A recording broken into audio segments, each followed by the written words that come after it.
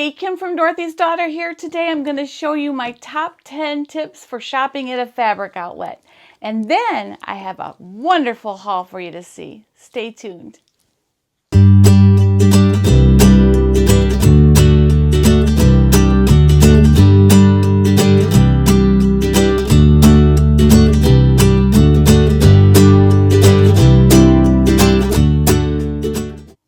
Hi, this is Kim from Dorothy's Daughter. Welcome to my channel. Today I'm going to take you through the steps that I use to shop at a fabric outlet and be productive and not overspend and all those good things. And then after that, I'm going to show you my fabric haul from this last trip. First, I want to say thank you to all of you who have subscribed, liked, shared, joined the Facebook group. We have quite a community growing. I'm thrilled beyond thrilled to have sewing sisters all over the world, and it's a wonderful, beautiful group of people. So thank you from the bottom of my heart. So now I'm going to go on to my 10 tips. The first one seems obvious, but I don't know, because there were many times before I started shopping purposefully, there were many times I went to an outlet without any plan at all. So maybe this might be a reminder to some of you, is to just make a list of your upcoming projects that you think might be on your radar in the next few months.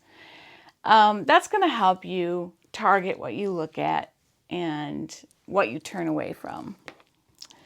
Number 2, so create a rough yardage chart. Okay, so when I go into an outlet or any fabric store for that matter, I know that 2 to 2.5 yards gets me a short sleeve top. I know if I make a long sleeve top, it's more like 2.5 to 3. I know if I make a dress, it's right around 3 yards. A skirt, maxi, around 3 to 4. Pants, 2.5 yards, and so on. So make your list from your size range. Just common yardages. They may differ one way or the other a little bit, but this helps you to look for bottom weight or top weight fabrics. It really helps a lot to know how much to buy when you do fall in love with that piece of fabric. So that's very, very important. Number 3 is check your closet before you go and kind of see where your holes are. Do you have 10 pair of pants and only 2 skirts? Maybe you might want to make some skirts. Are all of your jeans on their last leg? Maybe you need to make a pair of jeans, and so on. So go ahead and think through your closet. You don't have to do, I am not necessarily a capsule sewist. I like capsules. I think it's a wonderful idea. For me, I just kind of consider a color scheme. And then I try to make everything sort of mix and match in a season.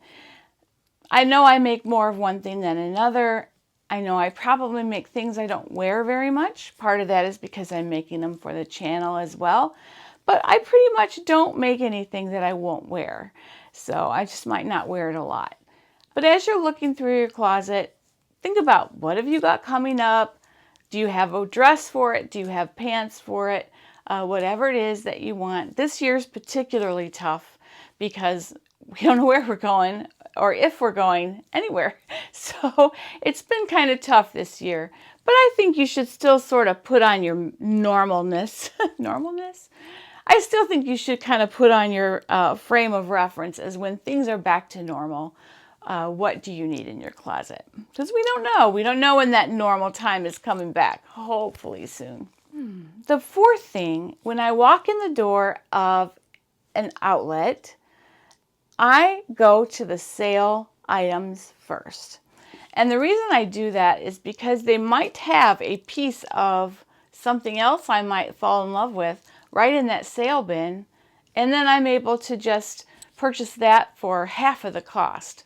At Zinck's, right when you walk in the door, to your left, they have 2 large fixtures that are full of fabric that you have to dig through to find the good stuff, but they are $1.50 a yard. And I have found some great buys in there. you have to really pick through. You got to make sure that if you pick up a knit that it's not really, really thin. You have to make sure that whatever you're buying is something that isn't going to be impractical or snag. Or I've, of course, made the mistake of buying, having a little remorse. When I first started going to an outlet store, I just bought it all. And you really can take your time. And I go like 3 times a year to Zinck's and once a year to San Antonio. And I'd like to find some more around the country and visit.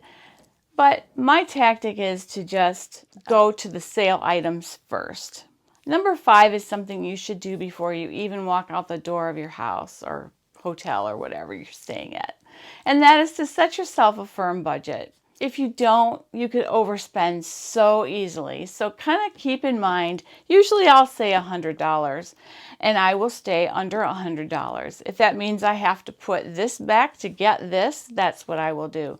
And pretty much that has served me really well. On that same vein, number 6 is to kind of keep a running total in your head as you go. So this is $6 a yard, right? Or whatever. And you're going to get 3 yards of it. Okay, so the total right now is 12. So then I move on to the next thing. And there's 5 yards at $1.50 a yard, and then you figure that out. So just keep this running tally in your head. 9 times out of 10, that number you have in your head is going to be higher than what it actually ends up being. But that's okay. It just kind of gives you a frame of reference with how much you've spent. It helps you not to go over that budget that you set for yourself. Number 7, frequently the items that are on the sale tables and along the clearance wall will be things that are out of season. Does that matter to someone who sews? Not a bit. So I guess I would encourage you to think beyond just the season that we're in. Is there Christmas fabric that you could possibly put away for next year? Is there fleece that you would be sewing in the fall? Things like that. Just don't be afraid to just sort of think outside the box of what it looks like right now. Number 8 is to double check the quality. Now, a lot of times the bolts that they have do not have the content on them, but you can tell a lot just from feeling a fabric. So make sure the knits aren't too ultra thin. You want knits, even for t-shirts. This is a baby rib knit. I'm going to show this to you in a bit, but this is a baby knit. And it's lightweight, but it's soft and it's ribbed and it's wonderful for babies. So you just want to make sure that it's a quality product. And you can guess at the content pretty well. Once you've sewn a lot, you can pretty much guesstimate what a piece of fabric is. But just remember that the low quality things at an outlet are mixed right in with the good stuff. So you have to have a discerning eye. Number 9 is don't buy notions there. It's sort of surprising, but most of the time the notions are marked up. Now this past time I did get some thread. It was at a really good price, but normally, for example, I can get Maxi Lock serger cones at Wawac for $2.99, $1.99, sometimes on sale. At the outlet, they were marked $4.25. So you need to just be aware that because it's a fabric outlet, it doesn't mean that every single thing in the store is dirt cheap. So watch out for notions. It's probably better to buy them somewhere else where you can watch your expense. And number 10, what good is fabric when you don't know what you have? So my suggestion is to categorize it in some way, shape, or form. Now what I do with all my bins have a number. Okay, so you've seen my fabric bins before, but they all have a number. So in Trello then, I make a list for each cubby. Okay, and in each cubby I take a photo and I put the type of fabric, how much I have, and put it in Trello. So then I know what I have, where it's at, and how much of it I have. So That's really important because then you can shop your stash and not go, oh, I forgot I had that piece of faux fur, or whatever it is. You don't go out and buy things that you already have.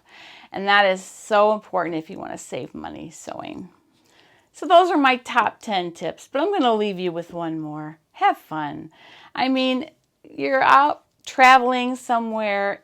It can be a fun day, and don't get too bogged down by, I've got to do this, I've got to do this, I've got to do this. Enjoy. Leave yourself some space to find something that inspires you that you wasn't even on your radar before. And I think that's a really nice thing to do. So just be open to be inspired and have a lot of fun. So now I'm going to show you how I did at my trip to Zinck's on last Wednesday. So first of all, we were in Indiana and I did go to this little quilt shop. And it was adorable little quilt shop. And I think if you're on the Facebook group, then you know I shared pictures of their workroom up above the quilt shop that I would love to rent out for a retreat sometime. And maybe we'll talk about that after COVID. But this lady was the sweetest thing. I mean, she was so sweet. And she encouraged me to come to her back room and look through a lady's stash that she had purchased from an estate sale.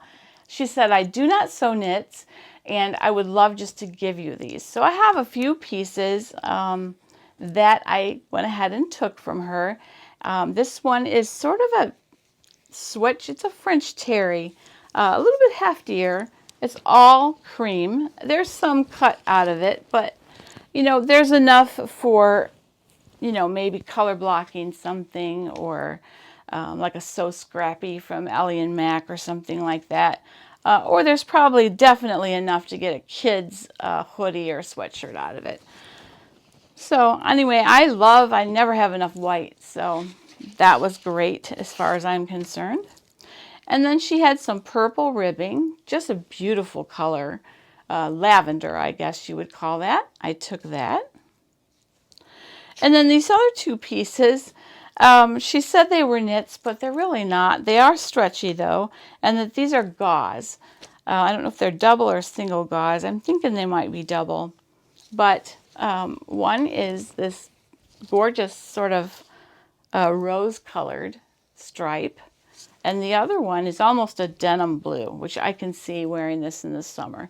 These are going to be very cool in the summer, and I'm probably going to make tank tops out of them.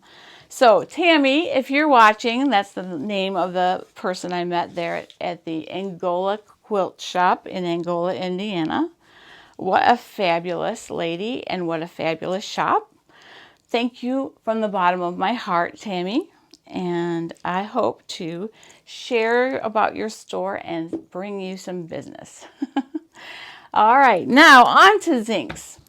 All right, so the first thing I got, they have a sort of a row of baby prints. And I usually just buy one or two pieces because you never know when you're going to need a baby shower gift or, just something for a grandkid. And so this has little spaceships on it. I thought it was super cute. So this is going in my baby cubby. The next one is double brush poly, this burgundy print. My daughter-in-law loves jewel tones, and I think that she will love this print. So I'm probably going to make something for her out of this. She loved the laundry day tee that I made her for Christmas, and she loved how it fit, and so I think I'm going to make that for her. This is absolutely, no camera is going to do this justice. This is gorgeous denim, and it's black and it's stretch denim, really nice. I'm not sure how much stretch, so let me try it here. Probably about 30% stretch, which is just crazy. And this is, it's twill, it's real woven denim. Just love it. I will be making jeans, probably my Tessa jeans pattern that I love from Seamwork, my favorite jeans pattern. This one was on the clearance rack. It's double brush poly, and it has rust and green florals. Love it. This probably will be for next fall because, I mean, it's a fall color. This is some slub jersey. It's heathered and it's kind of warmer. It's not a sweater knit, but it almost feels like one. It's a little bit on the heavier side. I think this will be a cardigan. I think that would make a really beautiful cardigan, especially to wear over this. If I make a tank out of this and then it's cooler, I can put this cardigan over top of it. So that was my thought. Okay, this piece is some jegging fabric. Really nice weight. I'm guessing this is cotton lycra. And I'm going to be making some Sabrina jeans out of this one. I like to use the Sabrina Slims pattern for jeans, and that and Resolution, because they are just, they form fit to your legs so that your legs are tapered, so it makes you look a little bit taller, and they fit like a dream. I have worked and worked and worked on that pattern until I actually have accomplished a perfect fit, really. I don't know if a perfect fit is ever going to come, though, because it's something that's elusive that you chase. You know, it's like your detectives. So you're going to look and look and look and look for clues. And each time you make something, you get closer to, you know, the best fit possible. But you never, you know, you're always going to tweak something every single time.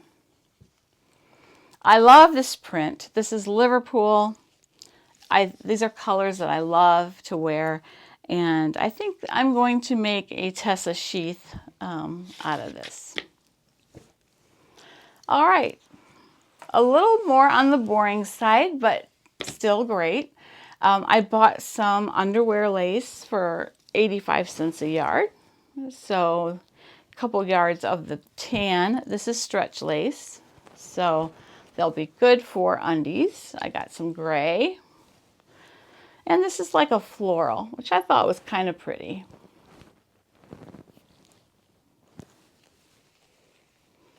All right, next I got some white ribbing, which is really nice. This piece was from the $1.50 bin. And I think there's 4 yards here. It's just a cream colored, really super thick. I think this is probably a French terry or a double knit. Really nice. This may end up being some pants, even. I think it would be really nice white pants. Or just a sweatshirt, something like that. And one more piece that I got is this piece of interlock, white. Now, this is what I mean by the thickness of knits. So when I was looking at this on the bolt, it looked just the same as all the other knits that are up there. But when I pull it out, unroll it a little bit, it's got heft to it. It's not going to look flimsy or, you know, it will hold its shape. It's going to be amazing for t-shirts. So that is one thing you really need to check. So those are my fabrics. Not as much as I've done in the past, but a really nice group of fabrics that I am able to bring home and sew. I'm going to share one more buy with you. Oh, and I will put the name of the quilt shop in the description. You can give her a click and tell her, hey, she would love that. All right, her name is Tammy, the owner. So tell her I sent you, and definitely check her out. Now this is a pair of scissors. After she was so kind to me, I definitely wanted to make a purchase, and I have been looking at larger scissors to cut leather, sometimes fleece, that kind of thing. And these are wonderful. They are 12-inch dressmaking shears, and they were very inexpensive, and I love them. They're surprisingly, for as big as they are, I cut a little notch, and it was perfect precision. So don't let the size of them fool you. So that was my haul from my little trip, and I hope you enjoyed that today. Please subscribe if you haven't subscribed yet, and like and share this video with your friends. Have a fantastic day. I will see you soon. Happy sewing. Please subscribe. Please subscribe. Oh,